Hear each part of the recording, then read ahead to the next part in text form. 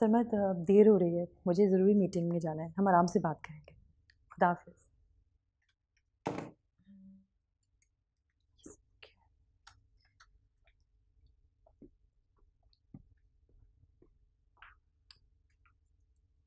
सब अपने कामों में लगे।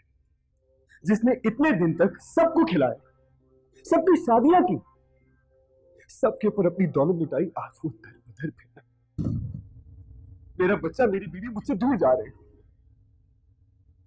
और वो शकील, वो उल्लू का पट्टा भी आफरीन का साथ दे रहा है। तमीज से बात करो जमाल, तुम्हारे बुजुर्ग हैं वो। बुजुर्ग ऐसे नहीं होते। वो अपनी बेटी की आवारागर्दी में पर्दा डाले और आप मुझे कह रही कि मैं उसको बुजुर्ग कहूं? तुम अभी घर जाओ, हम बाद में बात करते हैं। इन हालात में मैं तुमसे बात नहीं कर सकती। एक तरफ तुम अपनी बीवी को आवारा कह रहे हो, दूसरी तरफ उसे बीवी की हैसियत से देख रहे हो। क्या हो तुम? इंदा जी, आप भी उसी की जुबान बोल रही हैं। हाँ, मैं उसी की जबान बोल रही हूँ, इसलिए कि मैं तुम्हारी जबान नहीं बोल सकती। और अगर तुमने घर पे पैसा खर्च कर भी दिया है तो कौन सा बड़ा एहसान किया है जमाल? तुमसे बड़ा एहसान तो मैंने किया है। मैंने तो कभी शिकायत नहीं की। हमसे बड़ा एहसान आफरीन ने किया है, उसने कभी गिला नहीं किया। और फिर सबसे बड़ा एहसान तो हसन ने किया है, उसने कभी जिक्र नहीं किया। तुम किस एहसान की बात करो, बोलो। उस एहसान की जो तुम्हारी मोहब्बत करने वाली बीवी को तुमने धोखा दिया, उस एहसान की जो बेजुबान बच्चे को धोखा दिया, या उस माँ का जिसको जिंदा दरगोर कर दिया। जमाल, इस वक्त तुमसे कोई बात नहीं कर सकती। मुझे जरूरी मीटिंग में जाना। अपने स्टूपिड मसाइल आइंदा मेरे दफ्तर में मत लेकर आना, समझे?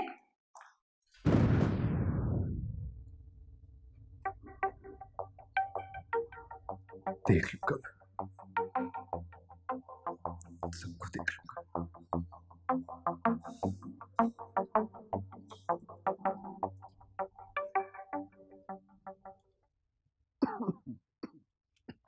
अरे अब्बू आप? अरे जीती रहो बेटा। आप मुझे आवाज दे देते मैं आ जाती। अरे नहीं बेटा, ऐसी कोई बात नहीं है। वो माजन एक्चुअली टीवी देखता देखता सो गया, तो मैंने चलो इसी बहाने तुमसे अकेले में कुछ बातें कर लेते हैं। मेरी तलाक के मुतालिक। मैं जानती हूँ अब्बू, मैं आप लोगों को बहुत तंग कर रही हूँ। नहीं बेटा, तुम्हारा फैसला हमारा फैसला है। बस जो भी तुम फैसला करो, इसका ध्यान रखना कि उसका असर अब माजन की शख्सियत पर पड़ेगा।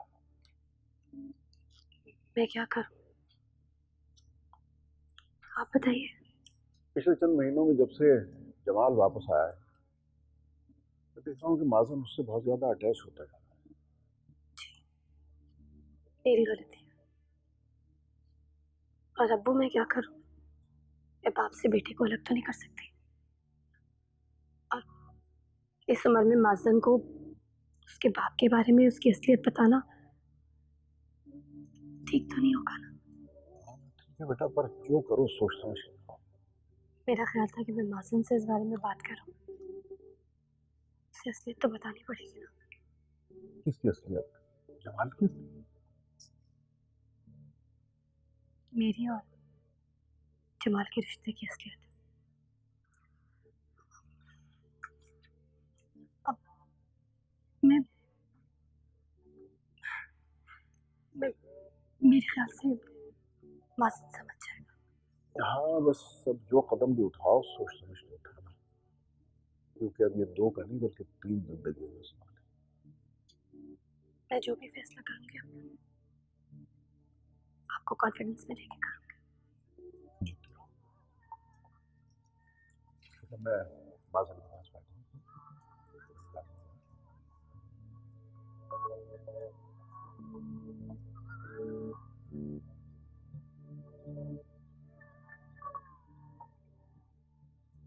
माँ,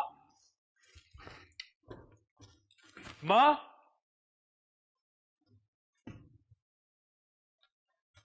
माँ, ये सामान यहाँ पे क्या कर रहा है? अरे क्या हुआ? ये मेरी अलमारी में क्यों पड़ा है? जब मेरा से कोई लेना देना ही नहीं है तो उसको उठा के बाहर फेंक। अरे अरे, ये सामान क्यों फेंक रहे हो? माँ, जब आफरीन यहाँ रहना ही नहीं चाहती तो हम इस सामान का क्या करेंगे? अरे मेरे बच्चे, ये सामान आफरीन का नहीं, सोनी का है, और वो किसी वक्त भी आकर ले जाएगी। तुम इतना गुस्सा क्यों कर रहे हो? आफरीन कोई आसमान से उतरी हुई चीज नहीं है जिसके लिए ये दुनिया खत्म हो जाएगी। अरे मेरे लाल, तेरे लिए तो मैं एक से बढ़कर एक खूबसूरत लड़की ढूंढूंगी जो पैसे वाली भी हो। नहीं, मुझे सिर्फ अपना बेटा चाहिए। सब लड़कियों को मैं देख चुका हूं, सारी बदकिरदार और चालाक होती, और अब मैं किसी लड़की के चक्कर में फंसने वाला नहीं हुआ। अब मुझे सिर्फ माज़न चाहिए, और अगर आफरीन ये समझती है कि मैं उसे ऐसे ही छोड़ दूंगा तो वो गलत है। क्या करोगे तुम? मैं उसे कोर्ट में लेके जाऊंगा। मैं उसे बताऊंगा कि बदकिरदारी की सजा क्या होती है।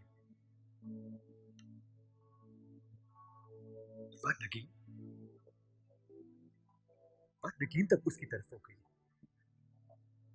सब मेरा एहसान भूल चुके हैं। मुझे बस माज़न चाहिए।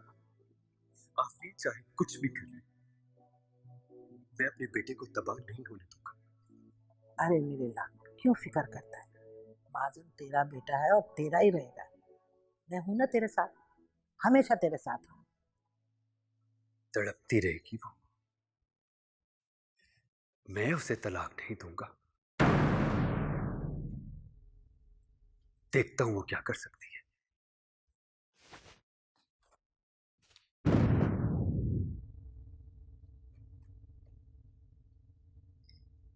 मगर नगीन बाजी, हम कैसे आफरीन को फोर्स कर सकते हैं कि जमाल भाई का साथ दे? हम सब ये बात जानते हैं कि वो बहुत दुख से गुजर रही है, और इस मुश्किल वक्त में उसने कभी हमसे शिकायत तक नहीं की। मुझे नहीं लगता कि अब वो तलाक की डिमांड करेगी।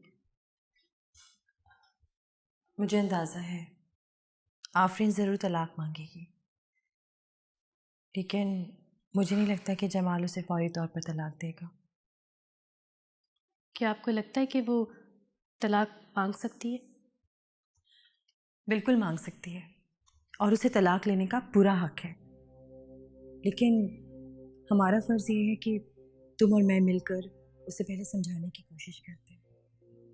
हो सकता है कि वो समझ जाए। बाजी, ये बात आप कह रही हैं, जबकि आप अच्छी तरह से जानती हैं कि गलती सरासर जमाल भाई की है। आई नो, तुम उसे फ़ोन तो करो पहले।